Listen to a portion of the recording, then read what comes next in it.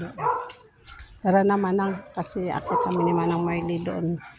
Mamalingki naman kami. Hindi, naakyat lang din naman ako dahil bayaran ko nga yung sabi.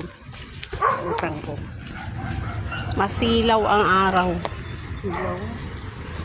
Kahit ako nag-ano.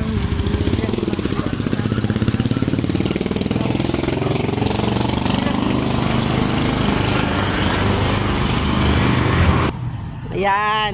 Ito ang partner ko guys, araw-araw. Si Manang Marley.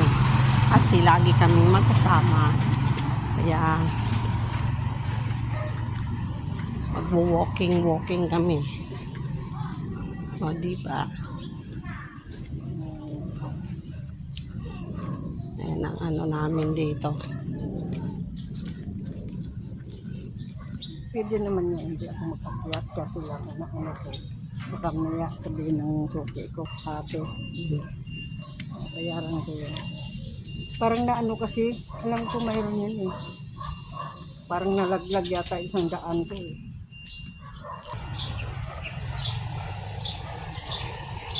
Binibilang ko, sabi ko. Alam ko 600 ang tira ko. Nawala daw 100 niya. Sabi ko 100 din yun. 100 ang 120, ay 105 yung hotdog. Ang isda ko, 175. Di ba, 400. O di ba yung ano, 400, di may 200 ka pa dapat? kaya nga, di ba sabi ng suki ko, wag mo na munang bayaran. Hindi hinila ako ng pinto. Ha? Hinila ako ng pinto. Hinila mong pinto? Oo. Oo, may susi naman ako.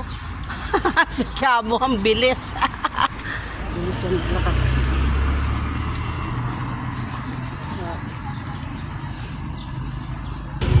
Diyan naman yung anak ko eh. Buksan lang bahay, wala namang ano dyan. Kaya nga, ang ano naman, yung sa pagkain na may pagkain naman sa bahay. Hindi na kailangan ano yan. Kaso ang pagbili ng buhangin simento. Pwede naman siya nang bumili. Oh, edi sabihin ko kay Silso mamaya. Para ano? Inaano din Kasi niya papasok na si Kiamo. Ano ba in-applyan niya? Ano siya mag-apply mo? May nagbasa construction niya. Ah. Sabi niya kung ano,